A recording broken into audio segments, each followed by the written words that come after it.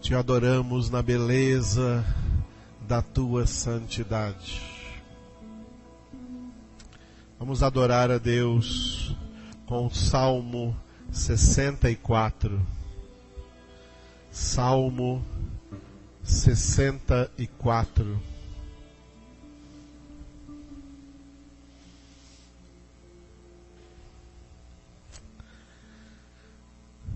Todos juntos orando ao Senhor. Ouve, ó Deus, a minha voz nas minhas perplexidades. Preserva-me a vida do terror do inimigo.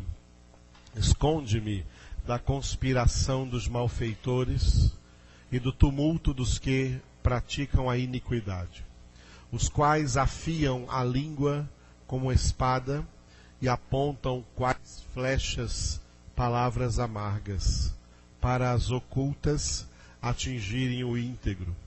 Contra ele disparam repentinamente e não temem. Teimam no mau propósito, falam em secretamente armar ciladas. Dizem, quem nos verá? Projetam iniquidade. Inquirem tudo o que se pode excogitar. É um abismo o pensamento e o coração de cada um deles. Mas Deus desfere contra eles uma seta. De súbito se acharão feridos. Dessarte serão levados a tropeçar. A própria língua se voltará contra eles. Todos os que os veem meneiam a cabeça. E todos os homens temerão anunciar as obras de Deus e entenderão o que ele faz. O justo se alegra no Senhor e nele confia. Os de reto coração, todos se gloriam. Aleluia. Voltando agora para o Salmo de número 7, versículo 9. Salmo de número 7, versículo de número 9. Onde Davi ora ao Senhor dizendo: cesse a malícia dos ímpios, mas estabelece tu o justo, pois sondas a mente e o coração, ó justo Deus. Repitam vocês esse versículo.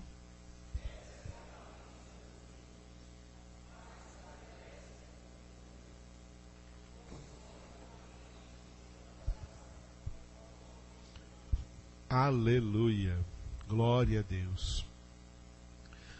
A primeira súplica de Davi nesse salmo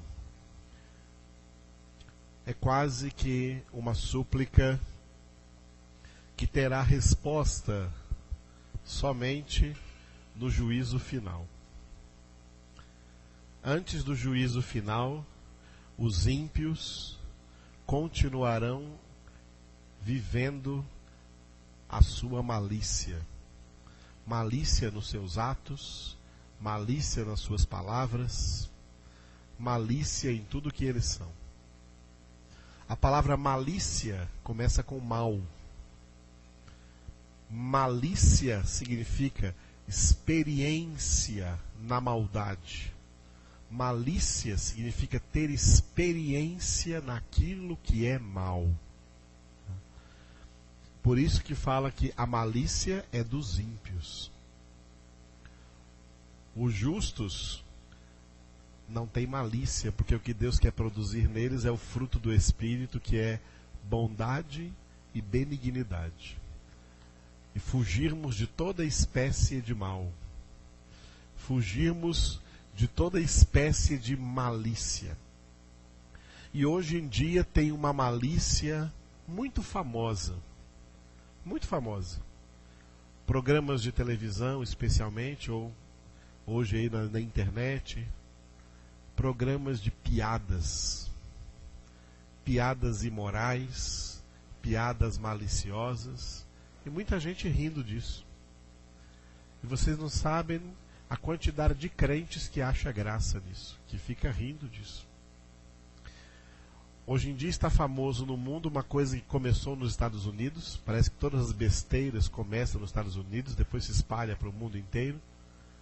Uma coisa que se chama República do Stand-up, onde um piadista, ou que eles chamam de humorista, cheio de malícia, de boca suja, de palavrões, aí fica num teatro onde as pessoas pagam caro para entrar, e elas pagam com prazer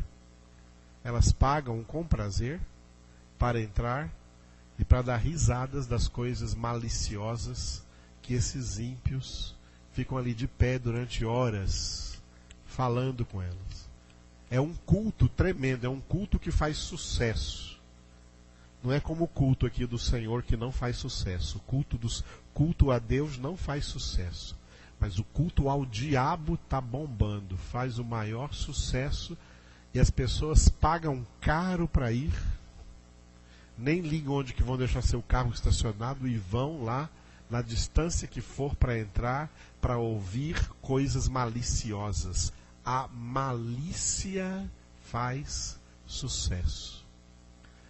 É por isso que o mundo jaz no maligno, que tem a mesma raiz, malícia, maligno, tá? Malícia, maligno. Davi está orando porque ele está num estado em que se sente cansado de tanta gente maliciosa. E ele ora dizendo: cesse a malícia dos ímpios. E ora em favor do justo. Estabelece tu o justo. A oração de Davi aqui é profética. A Bíblia diz que Deus, olhando para a terra, não viu um justo sequer. Quando Davi ora, estabelece tu o justo, ele está profetizando pela vinda de Jesus. Jesus é o justo. O Pai estabeleceu o seu reino através da obra do justo Jesus, do seu Filho Jesus. E Jesus nunca saiu nenhuma malícia da sua boca.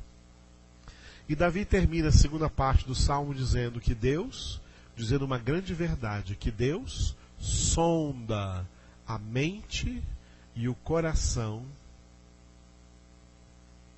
de todos os homens, e Ele é o justo Deus. Ele conhece a malícia que está lá na mente, incrustada na mente.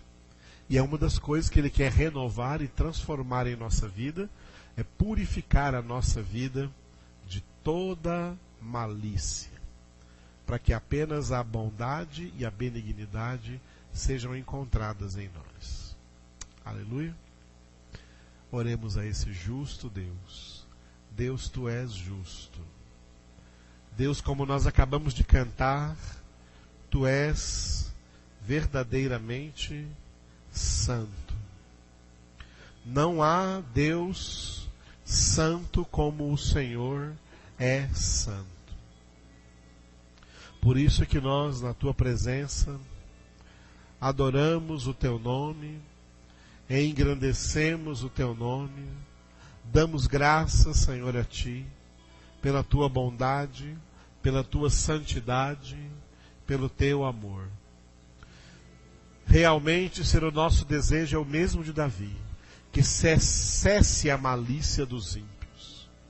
Como essa malícia vai cessar só no juízo final, quando todos serão julgados, então, Senhor, a oração mais presente para nós hoje é: estabelece Tu o justo. Estabelece a obra de Cristo Jesus, Teu Filho amado, em nossa vida e através da nossa vida. Estabelece, Espírito de Deus, aleluia, em nós a Tua justiça, a Tua santidade, Senhor. E renova a nossa mente. Tira da nossa mente toda a malícia, toda a lembrança de piadas maliciosas, de conversas maliciosas, de pensamentos maliciosos. Purifica nossos corações, e nossas mentes, e lava-nos, ó Deus, na tua justiça, na tua santidade. Nós invocamos o teu nome, Senhor. Nós precisamos de ti, Senhor. Aleluia. Aleluia. Glória a Deus. Aleluia. Vamos começar essa noite a meditar profundamente, um pouco mais profundamente, na primeira carta do apóstolo Paulo a Timóteo. Aleluia. Então marque bem a data de hoje, dia 21 de março. Estamos começando hoje a meditar nessa epístola pequena, de apenas 6 capítulos, mas de grande profundidade e de muitas coisas que nós precisamos compreender. Aleluia. O apóstolo Paulo escreveu, dentre as 13 de suas cartas, ele escreveu 2 para este discípulo de Jesus, que Paulo mesmo formou, chamado Timóteo.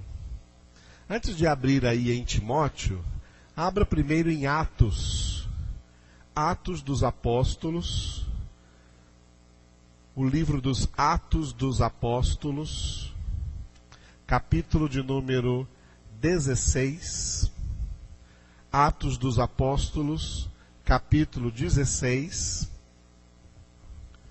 glória a Deus. Os 3 primeiros versículos, aleluia. Os 3 primeiros versículos, louvado seja Deus. Leiam comigo. Chegou também a Derbe e a Listra. Havia ali um discípulo chamado Timóteo, filho de uma judia crente, mas de pai grego. Dele davam bom testemunho os irmãos em Listra e Icônio. Quis Paulo que ele fosse em sua companhia, e por isso circuncidou-o, por causa dos judeus daqueles lugares, pois todos sabiam que seu pai era grego. Aleluia. Timóteo era um discípulo de Jesus. A conversão de Timóteo, provavelmente Timóteo era judeu e converteu-se ao cristianismo na primeira viagem do apóstolo Paulo. Foi na primeira viagem que Paulo evangelizou as cidades de Derbe e as cidades de Listra. Essas cidades ficavam na Antioquia da Pisídia, na região da Panfilha, na região da Galácia, ao sul da Ásia Menor. Para quem Paulo depois escreveu a carta aos Gálatas, por exemplo, toda essa região era dos Gálatas. Timóteo era dessa região. E Paulo passou na cidade de Listra na primeira viagem que ele passou pregando o Evangelho, que começa em Atos capítulo 13. Atos capítulo 13 e Atos capítulo 14. Esses 2 capítulos narram a primeira viagem do apóstolo Paulo em companhia de Barnabé, e uma das cidades que eles passaram pregando o Evangelho foi a cidade de Listra. O capítulo 16, que nós acabamos de ler aqui, 3 versículos, é o início da segunda viagem. A segunda viagem de Paulo começa aí no final do capítulo 15, início do capítulo 16. E a primeira coisa que Paulo faz é visitar as cidades que ele evangelizou na sua primeira viagem. E passando pela cidade de Listra, ele vai possivelmente na casa de Timóteo, que havia evangelizado na primeira viagem, e nessa segunda viagem ele quer levar também Timóteo com ele. Paulo estava na companhia de Silas, e a partir de Atos 16, ele trará também Timóteo, que provavelmente era solteiro, morava ainda na casa dos pais, a mãe dele era judia, e judia quer dizer que ela era descendente de Abraão, sanguineamente falando, era parente do povo de Abraão, e o pai era grego, pai, portanto, não era do sangue de Abraão. E Timóteo, filho então dessa mãe judia e desse pai grego. Aqui em Atos 16, Paulo toma Timóteo consigo, e desde aí para frente nós vamos ver que Timóteo vai acompanhar o apóstolo Paulo até a sua velhice. Quando Paulo escreve a segunda carta, nós vamos meditar na primeira carta. Quando Paulo escreve a segunda carta, ele próprio diz que já é idoso, e Timóteo ainda está acompanhando o apóstolo Paulo. Portanto, Timóteo teve o privilégio de ser formado um discípulo de Jesus aos pés do apóstolo Paulo. O apóstolo Paulo que pregou para ele o Evangelho e que também ensinou para ele a palavra de Deus, e com certeza ensinou também Timóteo a ser um pastor. Nós vamos ver nessa primeira carta de Paulo a Timóteo que Timóteo está pastoreando a igreja de Éfeso, na Ásia Menor.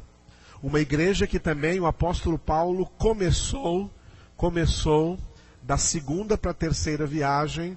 Depois ele escreveu uma carta aos Efésios, e mais tarde, provavelmente, quando Paulo estava na prisão, ele mandou Timóteo para a igreja de Éfeso para pregar ali a palavra de Deus, para pastorear aquela igreja por algum tempo. É o que nós vamos ler dentro da carta de Paulo a Timóteo.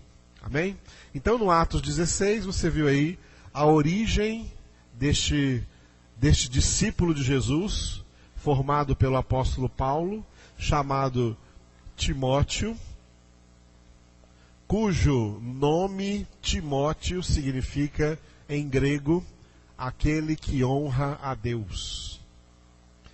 Aquele que honra a Deus. O verbo timau é o verbo honrar, e tel é Deus. Timóteo, aquele que honra a Deus. E pelos escritos que nós temos na Bíblia Sagrada, nós vimos que Timóteo pode ser considerado um personagem que verdadeiramente deu muita honra a Deus, a Jesus Cristo, ao Espírito Santo, a pregação do Evangelho. Não existe dentro da Escritura nenhum contra-testemunho de Timóteo. Tudo que tem acerca de Timóteo dentro da Bíblia Sagrada são coisas honradas, coisas boas. É um bom testemunho de Cristo Jesus. Portanto, Timóteo é um desses personagens bíblicos nos quais nós podemos também nos inspirar para a nossa vida espiritual. E o apóstolo Paulo, que o ensinou de perto, deixou também escrito 2 epístolas a Timóteo. Quando Paulo estava escrevendo essas 2 epístolas para Timóteo, Paulo pensava que estava escrevendo só para Timóteo. Mas ele não sabia que o Espírito Santo o estava inspirando para, através dessas 2 cartas a Timóteo, Jesus estava escrevendo 2 cartas para todos os que honram a Deus em todo tempo e lugar. Aleluia. Você é alguém que honra a Deus? Essa carta é para você. Essa carta é para todos aqueles que honram a Deus, que dão toda a glória a Deus, que dão toda a honra a Deus. Paulo hoje aqui é Jesus e Timóteo somos nós. O que escreveu nessa carta foi Jesus escrevendo para nós. Glória a Deus. É uma carta pequena, mas muito profunda. Então nós vamos sem pressa, tá? Nós estamos com data para começar hoje, mas não com data para terminar. Eu não tenho pressa. Eu quero expor com a maior tranquilidade tudo que é necessário expor através dessa carta para todos aqueles que verdadeiramente querem aprender mais do Senhor. Aleluia. Muito bem. Essa carta, então, primeira epístola de Paulo a Timóteo, tem 6 capítulos, de 1 a 6. O título geral que nós damos a essa epístola é, repita comigo, um só mediador. Esse título se baseia no capítulo 2, vamos abrir. Primeira carta de Timóteo, de Paulo a Timóteo, capítulo 2, versículo 5. 1 Timóteo, capítulo 2, versículo 5. Está escrito: porque, porquanto há um só Deus e um só mediador entre Deus e os homens, Cristo Jesus, homem. Repitam vocês bem forte.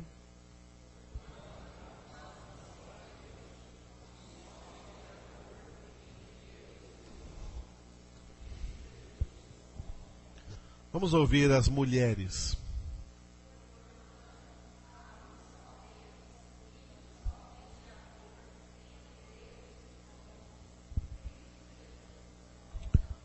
Agora os homens.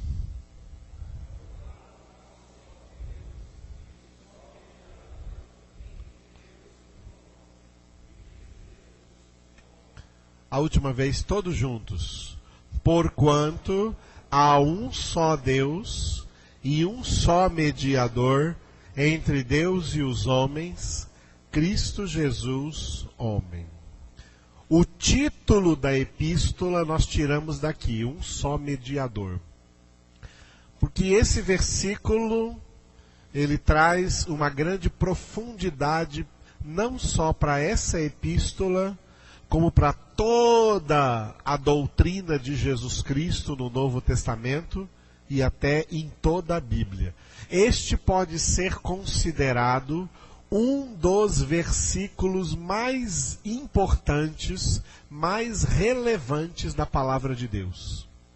Toda a palavra de Deus é importante, mas tem alguns versículos que sobrepõem a essa importância, que nós podemos chamá-los de mais importantes, mais relevantes. Este é um desses versículos, pela profundidade de verdade que ele contém. A primeira verdade nesse versículo é, repita comigo, há um só Deus. Aleluia. Isto é a verdade absoluta sobre Deus. Jamais existiram deuses. Viu, irmãos? Tudo que os homens já chamaram de deuses são inexistentes.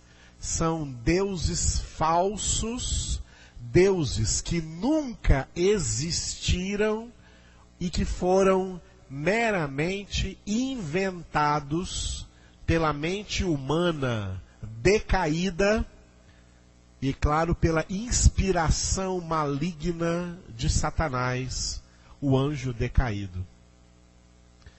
Não existem deuses, só existe um Deus, o Deus verdadeiro.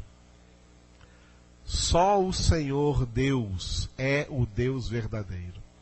aquele que se apresentou a Moisés com o nome de Jeová, que traduzido é Eu sou. Eu sou o Deus de Abraão, eu sou o Deus de Isaque, eu sou o Deus de Jacó. Quando perguntarem pelo meu nome, diga que eu sou. Eu sou aquele que era, aquele que é, aquele que há de vir. Só eu sou Deus e não há outro. Só eu sou o Senhor.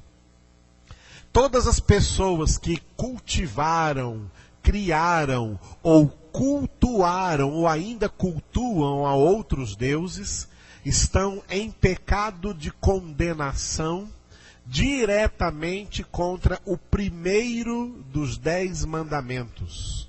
Os 10 mandamentos que Deus escreveu com o seu próprio poder na pedra, nas 2 tábuas de pedra, o primeiro desses mandamentos é: não terás outros deuses diante de mim. E o segundo dos 10 mandamentos é: não farás imagens de escultura de nada que haja nem no céu, nem na terra, nem nas águas, nem debaixo da terra. Não as adorarás e não lhes darás culto. Porque o Senhor teu Deus amaldiçoa até a 4ª geração daqueles que lhe desobedecem, e abençoa até a 1000ª geração daqueles que o obedecem. Aleluia, amados. Só o Senhor é Deus, não existem deuses. Não existem deuses. Nunca existiu, não existe e jamais irá existir. O que existe é idolatria, a criação de outros deuses, de outros objetos de culto, são idolatrias abomináveis aos olhos de Deus, e as pessoas que inventaram ou fabricaram ou cultuaram ídolos ou deuses falsos estão em estado de condenação e vão sofrer condenação eterna. E só não vai sofrer condenação eterna aquele que for convertido. A pessoa convertida, ela passa a ter só o Senhor como seu Deus. E isso lhe basta, porque essa é a verdade, essa é a realidade. Só há um Deus. E não é o mesmo Deus de várias religiões, como falam aí na terra. Tem muita gente ímpia na terra dizendo que todas as religiões estão adorando o mesmo Deus, só que com nomes diferentes. Cada religião chama ele de um nome diferente, mas estão todas adorando o mesmo Deus. Isso é mentira. Porque a adoração a Deus só é verdadeira por uma verdadeira conversão a Ele e à sua verdade, que é a sua palavra. Fora da genuína conversão, ninguém está adorando ao Deus verdadeiro. Estão adorando a deuses falsos e não ao Deus verdadeiro. E isso é tão sério que existem pessoas que pensam que estão adorando o Deus verdadeiro, mas estão em estado de condenação. Eu vou citar, por exemplo, os povos judaicos, porque eles não receberam o Messias, eles não receberam Jesus. Está escrito que Jesus veio para o que era seu, mas os seus não o receberam. E como eles não receberam Jesus, eles continuam adorando ao Deus verdadeiro, que é Jeová, mas não tem salvação, porque esse Deus verdadeiro, a quem eles dizem estar adorando, eles não o obedecem, porque não creram no seu Filho. Não receberam o seu Filho. E esse Deus verdadeiro entregou ao Filho o poder de dar a vida eterna. Por isso a Bíblia diz que quem tem o Filho tem a vida. Quem não tem o Filho não tem a vida eterna. Mesmo que esteja pensando que está adorando o Deus verdadeiro, porque é descendente de Abraão, porque é judeu, porque está praticando a religião judaica. Dentro da religião judaica não existe salvação. Só existe salvação em Jesus Cristo. Um judeu só será salvo se ele se converter a Jesus Cristo. E se ele se converter a Jesus Cristo, automaticamente ele deixará de ser judeu e passará a ser cristão. Aí ele está salvo em Cristo Jesus. O apóstolo Paulo, que escreveu essa carta a Timóteo, é um desses testemunhos. Ele era judeu, da tribo de Benjamim, descendente de Abraão, Isaac e Jacó. E foi, além de ser judeu, ele era judeu de uma família abastada, porque somente as famílias abastadas podiam matricular os seus filhos nas caríssimas escolas rabínicas. E o apóstolo Paulo estudou numa escola rabínica, cujo rabi, ou mestre judaico, era um dos mais respeitados e sábios da época, chamado Gamaliel. Mas depois que Paulo conheceu Jesus, depois do encontro com Jesus na estrada de Damasco, registrado em Atos capítulo 9, o apóstolo Paulo escreveu, quando escreveu aos Filipenses, que agora eu perdi tudo o que eu tinha, porque para mim agora só uma coisa tem valor: conhecer Jesus. Tem gente que diz que converteu do judaísmo, mas não deixa as coisas do judaísmo. O apóstolo Paulo, que tinha tudo do judaísmo, abandonou tudo por causa de Jesus, porque entendeu que tudo aquilo que era do judaísmo no Antigo Testamento profetizava para Jesus. Então Paulo foi um judeu que se tornou cristão e declarou isso enfaticamente nas Escrituras.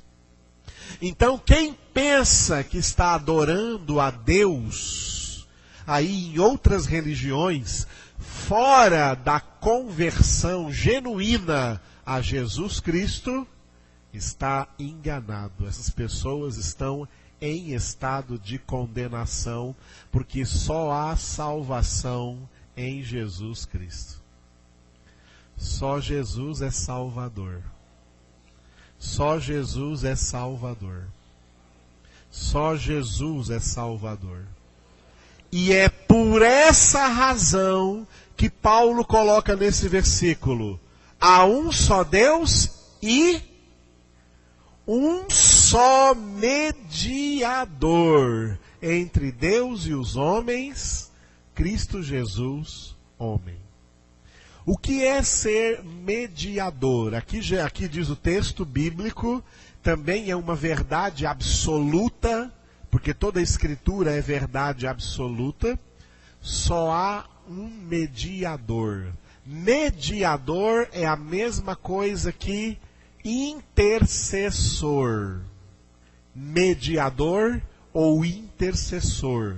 A palavra mediador vem de meio. Aquele que está no meio, fazendo uma ligação entre uma coisa e outra, fazendo uma ponte entre uma coisa e outra. Por isso, um dos títulos de Jesus é o Pontífice. Pontífice é aquele que faz a ponte entre uma coisa e outra. Aquele que é a ponte, que é o elo de ligação entre uma coisa e outra. Esse texto é muito sério, porque diz que só Jesus é o único mediador, o único intercessor, o único pontífice, o único elo que faz uma ligação entre Deus e os homens. Entendeu? Porque fora de Jesus não há salvação. Porque fora de Jesus os homens estão sem nenhum mediador. Jesus é o único mediador. E para entendermos por que ele é o único mediador, isso tem a ver com as suas duas naturezas.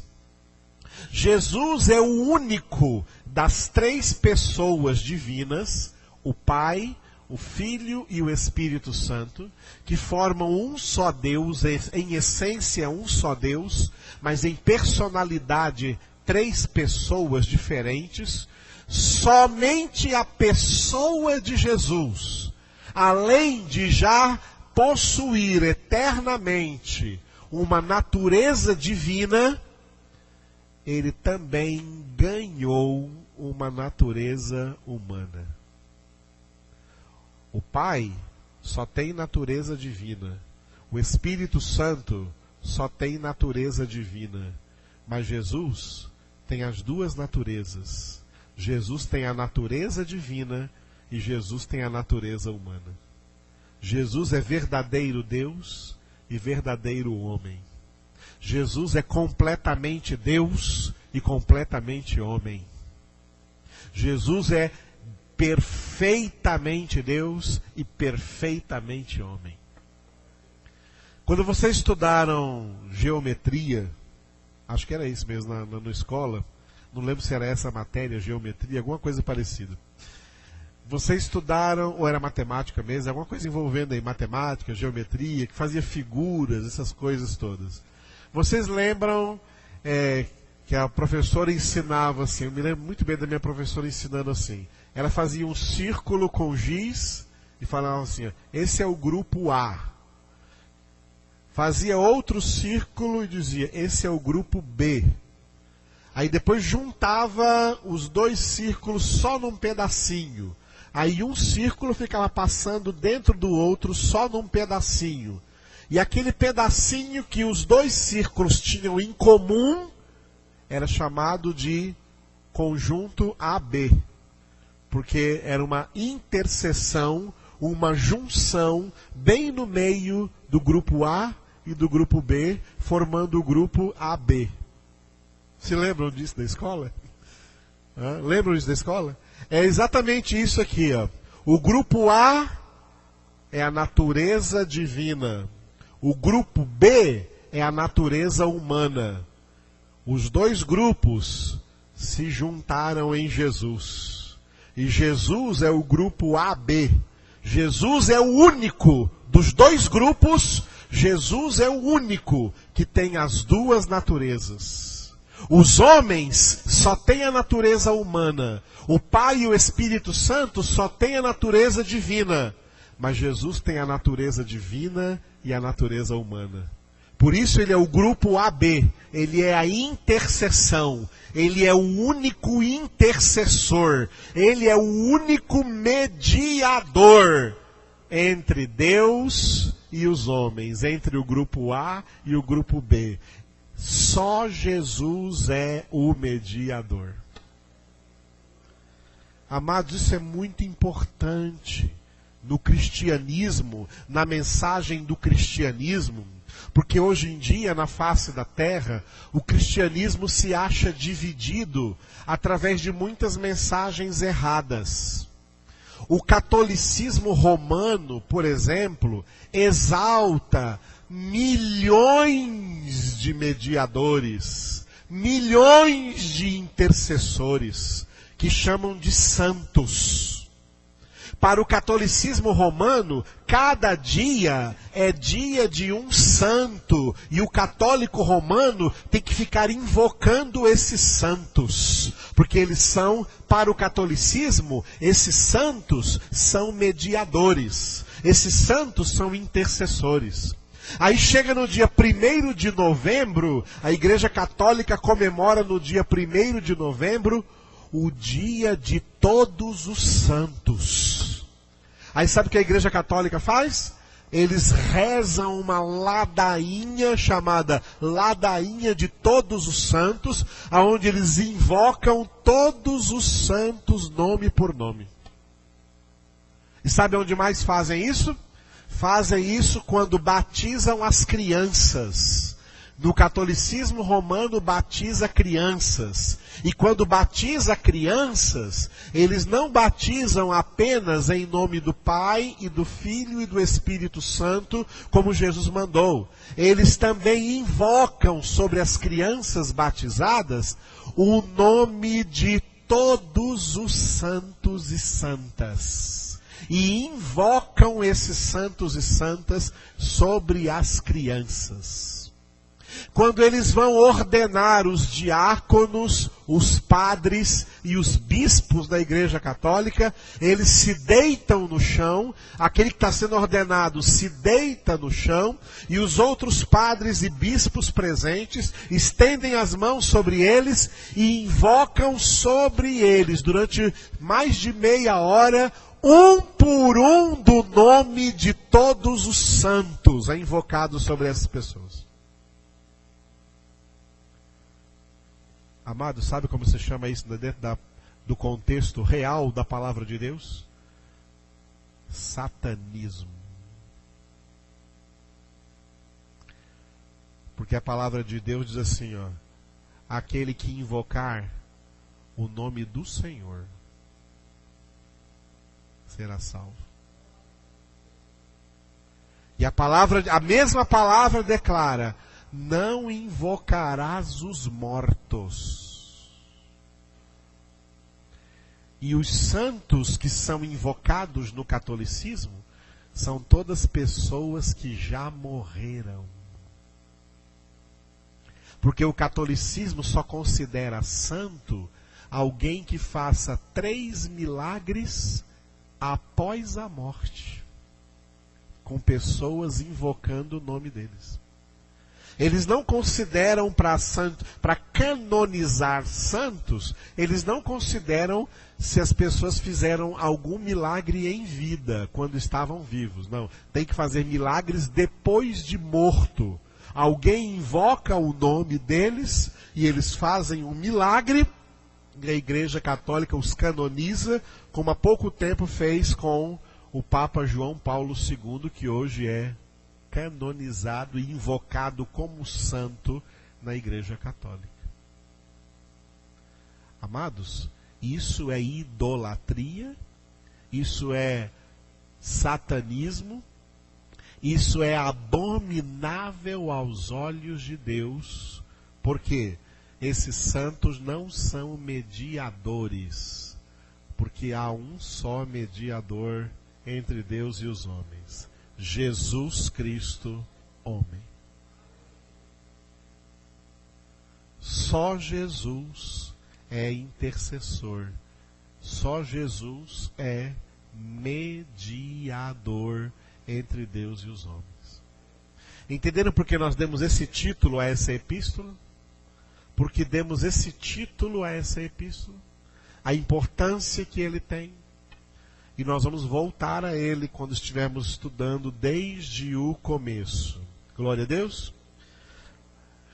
Esta epístola de Paulo a Timóteo, ela está dividida dessa maneira ali. Ela tem uma introdução, um desenvolvimento e uma conclusão.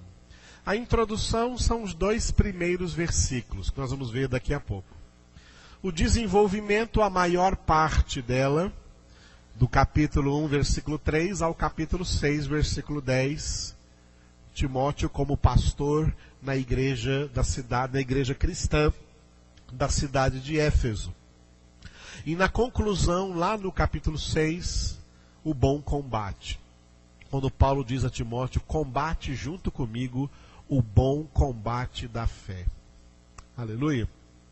Vamos nos ater aqui nessa introdução, amém? Hoje à noite vamos ficar só com a introdução e amanhã pela manhã vamos entrar no desenvolvimento. Hoje à noite apenas com a introdução, os 2 primeiros versículos. 1 Timóteo, capítulo 1, versículos 1 e 2, Paulo a Timóteo. Está escrito: Paulo, apóstolo de Cristo Jesus, pelo mandato de Deus, nosso Salvador, e de Cristo Jesus, nossa esperança, a Timóteo, verdadeiro filho na fé, graça, misericórdia e paz, da parte de Deus Pai e de Cristo Jesus, nosso Senhor. Aleluia. Repitam vocês os 2 versículos.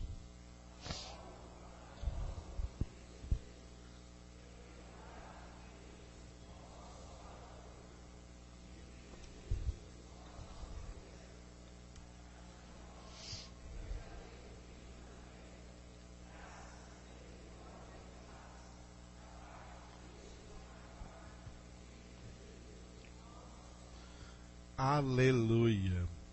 Paulo se apresenta como, repita comigo, apóstolo de Cristo Jesus. Por que Paulo é apóstolo? Porque ele foi chamado por Jesus para ser um dos seus apóstolos. Para entendermos o que é apóstolo, basta também entendermos o que é profeta no Antigo Testamento.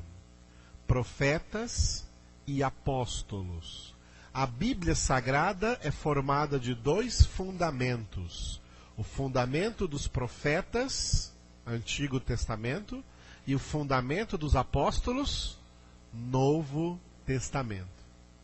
Os 2 testamentos formam a Bíblia. Uma vez que os 2 testamentos estão completos, já não existem mais nem profetas nem apóstolos, porque o trabalho deles está completo. Não existe mais profetas como Jeremias, como Isaías, como Malaquias, como Elias, porque esses profetas eram responsáveis para trazer a revelação de Deus da antiga aliança, que está completa nos seus 39 livros do Antigo Testamento. A mesma coisa acontece com apóstolos. Os apóstolos foram chamados por Jesus para lançar o fundamento da nova aliança, que é o Novo Testamento. O último apóstolo vivo na terra foi o apóstolo João, que era o mais jovem dos apóstolos de Jesus, e o único que estava vivo depois do ano 90 do 1º século, e já era bem velho, quando Jesus veio e revelou para ele o último livro do Novo Testamento e da Bíblia, o Apocalipse. Naquela ocasião, todos os demais apóstolos, inclusive o apóstolo Paulo, já haviam morrido. E João era então o último apóstolo, esperando que o Senhor revelasse o último livro da Bíblia, o Apocalipse. Depois dele, depois que João morreu, não existem mais apóstolos na terra. Por isso estes homens que andam por aí, tem até mulheres, homens chamando-se de apóstolos e até mulheres se chamando de apóstolas, são mentirosos. São pessoas que a si mesmas se autoproclamaram apóstolos. Não existem mais apóstolos, como não existem mais profetas. Porque a missão dos profetas encerrou, porque o Antigo Testamento encerrou, a missão dos apóstolos também encerrou, porque o Novo Testamento já encerrou E ninguém mais pode trazer nenhum evangelho novo, nenhuma revelação diferente dessa, e se alguém trouxer, seja anátema. Portanto, quem se chama apóstolo aí são mentirosos, estão enganando as pessoas, e muita gente também é culpada porque está se deixando enganar, não lendo e não refletindo na palavra de Deus para entender essa verdade. No Antigo Testamento existiram 2 tipos de profetas, e no Novo Testamento existiram 2 tipos de apóstolos. Os 2 tipos de profetas do Antigo Testamento eram profetas literários e profetas não literários. O que é isso, pastor? Profetas literários foram os profetas que escreveram livros. Mas no meio dos profetas do Antigo Testamento, existiram profetas não literários, que apesar de serem profetas de Deus, não escreveram nada. Por exemplo, Elias escreveu algum livro? Eliseu escreveu algum livro? Assim como Elias e Eliseu, existiram vários profetas na Antiga Aliança que foram profetas não literários, não escreveram nada. O último profeta do Antigo Testamento foi um profeta não literário, João Batista, que nós lemos hoje em Mateus 14 da sua morte. Herodes achava que Jesus era João, a quem ele mandara decapitar no cárcere. João Batista, que veio preparar o caminho do Senhor, ele foi o último profeta da Antiga Aliança. E foi um profeta não literário, porque ele não escreveu nada, até porque Deus não permitiu, porque os 39 livros do Antigo Testamento já estavam acabados. A mesma coisa acontece no Novo Testamento.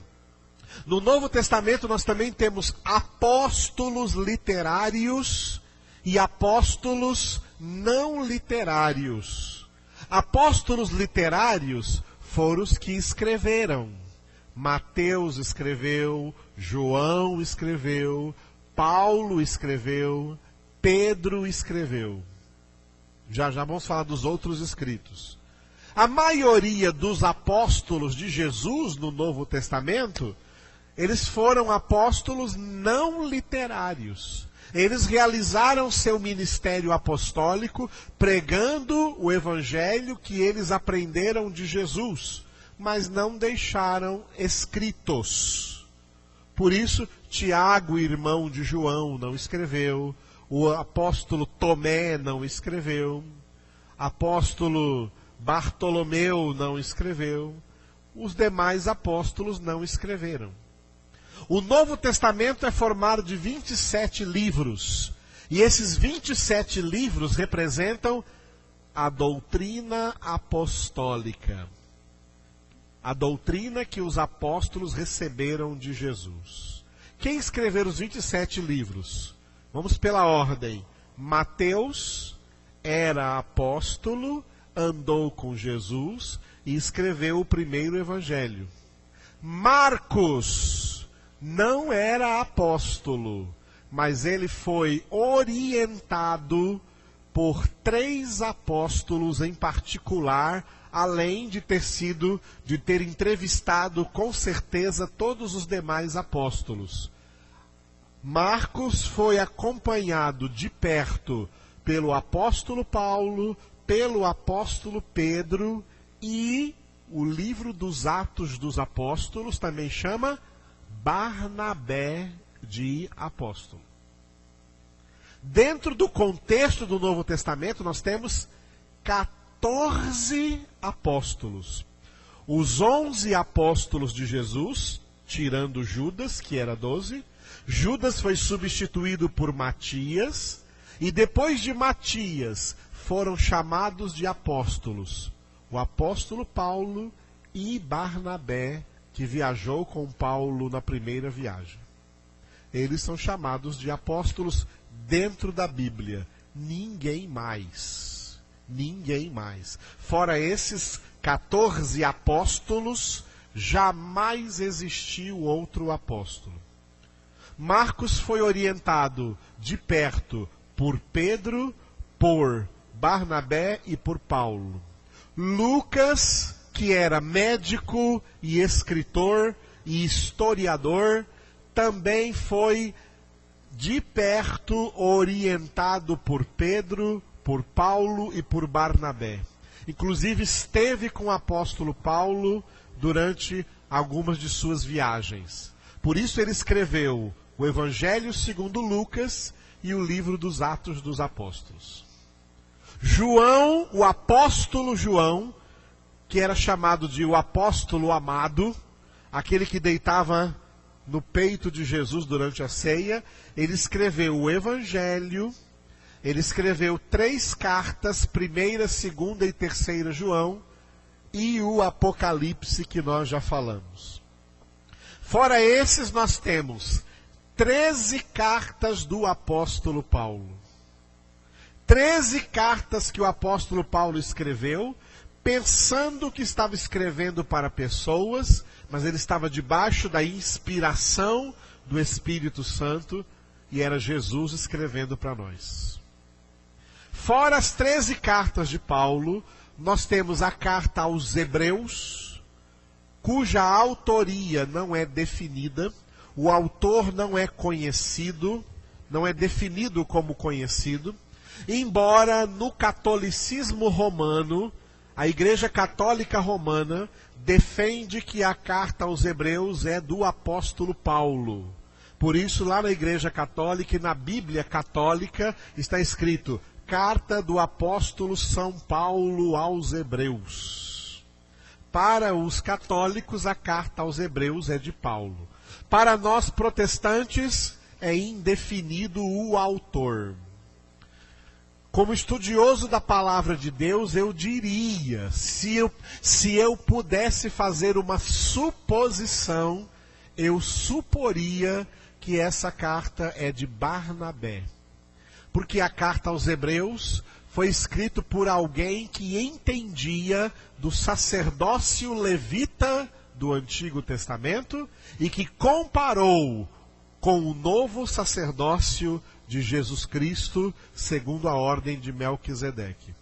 E Barnabé, ele, antes da sua conversão, ele era judeu, da tribo sacerdotal, da tribo de Levi, portanto ele entendia muito bem do sacerdócio.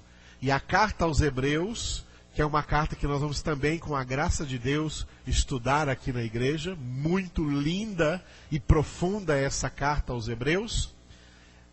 O propósito da carta aos Hebreus é provar a superioridade do sacerdócio de Jesus Cristo, segundo a ordem de Melquisedeque, sobre o antigo sacerdócio levítico de Arão, que era o sacerdócio do Antigo Testamento. Amém? Não sei se foi Barnabé, mas se eu pudesse supor, eu suporia que foi Barnabé quem escreveu Hebreus. Mas por enquanto nós não sabemos. A carta de Tiago e a carta de Judas. Esse Tiago e esse Judas, que escreveram uma epístola, cada um deles, não eram apóstolos. Eles eram irmãos de Jesus por parte de mãe. Eles eram filhos de José e Maria.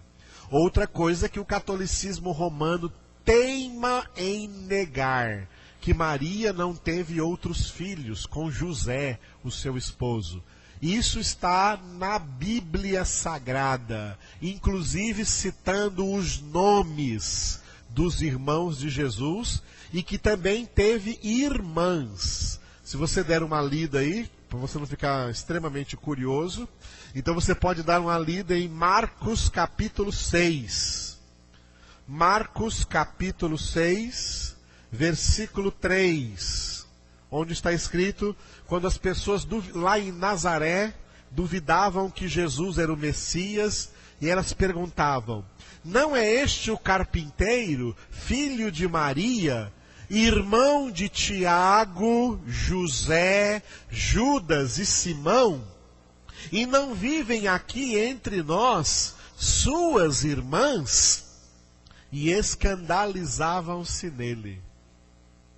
José e Maria, depois que Maria deu à luz a Jesus, eles, como um casal, tiveram filhos e filhas. O nome de 4 filhos é citado aqui: Tiago, José, Judas e Simão. O nome das irmãs não é citada, mas diz que ele tinha também irmãs. E esses irmãos, que duvidaram de Jesus por um tempo, eles depois se converteram a Jesus, e por isso eles estavam presentes, esperando o Espírito Santo antes do dia de Pentecostes, e no dia de Pentecostes eles estavam lá e ficaram cheios do Espírito Santo. Veja em Atos capítulo 1, versículo 14. Todos estes perseveravam unânimes em oração, com as mulheres, com Maria, mãe de Jesus, e com os irmãos dele. E os irmãos de Jesus estavam presentes, então, no dia de Pentecostes, e ficaram também cheios do Espírito Santo. 2 desses irmãos, Tiago e Judas, foram orientados de muito perto pelo apóstolo Pedro. E eles, inspirados por Deus, escreveram 2 cartas, Tiago e Judas. Amém, queridos? Faltou só o quê?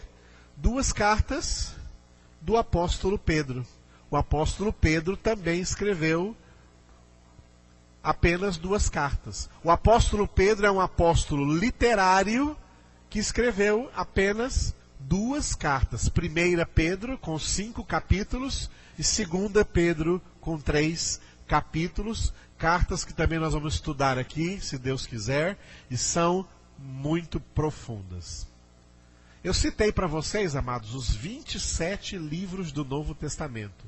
Esses 27 livros formam a doutrina dos apóstolos. Por isso que Paulo se apresenta aqui, quando escreve a primeira carta a Timóteo, como apóstolo de Cristo Jesus. Porque desses 27 títulos, 13 deles foram escritos pelo apóstolo Paulo. Ele é um verdadeiro apóstolo de Cristo Jesus. Entenderam isso, amados? A igreja é apostólica, não porque tem apóstolos hoje, mas porque, como a igreja primitiva, em Atos 2:42, a igreja persevera na doutrina dos apóstolos. E a doutrina dos apóstolos é o Novo Testamento. Glória a Deus. Por isso, amados, olha, reneguem esses falsos apóstolos que existem hoje. Renegue-os, mesmo que façam milagres. Porque mesmo muitos que fizerem milagres em nome de Jesus, mesmo tendo feito milagres, vão para o inferno, porque não foram obedientes a Jesus. E Jesus é quem disse isso em Mateus capítulo 7, quando ele falou: nem todo que me diz Senhor, Senhor, entrará no reino dos céus, mas o que faz a vontade do meu Pai que está no céu. Muitos me dirão naquele dia: Senhor, Senhor, em teu nome profetizamos, em teu nome expulsamos demônios, em teu nome fizemos muitos milagres. E Jesus disse: e eu lhes direi explicitamente: apartai-vos de mim, vós que praticais a iniquidade, porque eu nunca vos conheci. pessoas que estão fazendo milagre por aí em nome de Jesus estão em desobediência a Ele. Então não tome milagres, não tome sinais como confirmação de ministério. O sinal que confirma o ministério cristão é a palavra de Deus. Quem não prega a palavra de Deus, quem está em desobediência à palavra de Deus, mesmo que opere milagres, não é de Deus. Eu vou terminar com uma frase de Martinho Lutero, que portanto é bem para nós da Reforma Protestante. Martinho Lutero disse assim: qualquer ministério que não seja baseado na palavra de Deus deve ser renegado pelos cristãos, mesmo que seja um ministério de muitos milagres. Martinho Lutero disse isso, mas no ano de 1517, ano da Reforma Protestante. E parece que ele estava profetizando para os dias de hoje. Porque tem um monte de crente que não lê Bíblia, que não conhece a palavra, porque tudo que eles querem é que faça algum milagre na sua vida. E não adianta milagre nenhum na sua vida se você não tiver o maior de todos os milagres de Deus, que é a salvação em Cristo Jesus. Jesus faz milagres, viu? Jesus cura enfermos. Jesus opera milagres. No entanto, a mão de Deus procura evitar a idolatria. E tem muita gente por aí idolatrando pretensos apóstolos milagreiros. E por causa de milagres, ou pretensos milagres, ou até milagres inventados,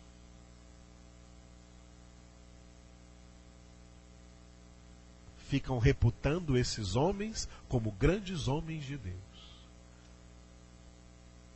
Mas a Bíblia diz que eles não são. Portanto, tome cuidado. E Jesus disse: as minhas ovelhas não ouvem a voz de estranhos. As minhas ovelhas ouvem a minha voz. E elas me seguem. E eu lhes dou a vida eterna. E ninguém jamais as arrebatará das minhas mãos.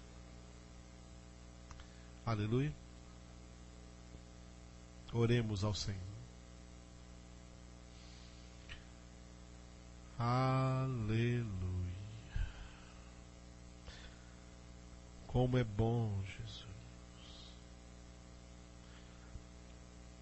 Aleluia, Jesus. Buscamos a tua face, Jesus. Buscamos a tua presença, Jesus. Só tu és a verdade. Só tu és o caminho, a verdade e a vida. Ninguém vem ao Pai senão por ti. Tu és o único mediador. Tu és o único intercessor. Por isso tu és a única salvação. Tu és o único caminho para o céu. Tu és a escada de Jacó. Tu és a porta estreita e o caminho apertado que conduz à vida eterna. Tu és, Senhor, a luz da vida. Tu és a verdade que liberta aqueles que a conhecem. Aleluia. E tu vieste para que nós tenhamos vida, e vida com abundância. E essa vida está em ti, Jesus. Essa vida está na tua palavra, porque tu és a palavra de Deus. Tu és a palavra que sai da boca de Deus. Tu és o verbo da vida. Tu és a palavra da vida eterna, Jesus. Por isso o apóstolo Pedro disse: a quem iremos, Senhor? Só tu tens palavras de vida eterna. E nós cremos e sabemos que tu és o Filho de Deus. Tu és o Filho de Deus. Tu és o Rei dos Reis. Tu és o Senhor dos Senhores. Tu és o soberano sobre toda a terra. Tu és o único que pode quebrar os grilhões, quebrar as cadeias, libertar os cativos, dar vista aos cegos, anunciar, Senhor, a redenção, anunciar a verdadeira libertação, anunciar que o reino dos céus está próximo. Tu és o Filho de Deus, tu és o Verbo de Deus, tu és a palavra de Deus, viva e eficaz, mais poderosa do que qualquer espada de dois gumes, e que penetra até o ponto de dividir alma e espírito, juntas e medulas, e é apta para discernir todo o propósito, pensamento e intenções do coração. A tua palavra penetra em nós nessa noite, Senhor. A tua palavra penetra nosso corpo, penetra nossa alma, penetra nosso espírito, penetra nossa mente. A tua palavra renova a nossa mente. A tua palavra anula sofismas. A tua palavra destrói fortalezas, derruba muralhas e derruba toda a altivez que se levanta contra o conhecimento de Deus e leva cativo cada pensamento à tua obediência, ó Cristo Jesus. Queremos ser por tua palavra, Senhor, transformados em filhos obedientes, nos verdadeiros adoradores que o Pai procura para a sua adoração, porque Ele é digno. Tu és digno, Jesus. Tu és digno, Espírito Santo. Espírito Santo, obrigado por inspirar os profetas, por inspirar os apóstolos. Obrigado por inspirar o apóstolo Paulo a escrever essas 13 epístolas, especialmente essa primeira epístola que ele escreveu a Timóteo e que nós começamos hoje à noite a meditar em cada uma de suas palavras. Conduza-nos nesses dias a meditar nessa palavra com toda a avidez, nos alimentando, nos fortalecendo, sendo por ela curados, sendo por ela libertos, sendo por ela transformados, mediante a renovação da nossa mente, para que experimentemos a boa, perfeita e agradável vontade de Deus, que é a nossa santificação, sem a qual ninguém verá o Senhor. Aleluia, Senhor. Precisamos de Ti, Senhor. Precisamos de Ti. Diga, Senhor Jesus, eu preciso de Ti. Diga mais forte, eu preciso de Ti. Mais forte, eu preciso de Ti. Por isso eu me entrego a Ti, Senhor. Diga amém. Aleluia. Feche os seus olhos ainda e escute isso. Jesus mandou dizer isso agora para você. Ele está cuidando de você.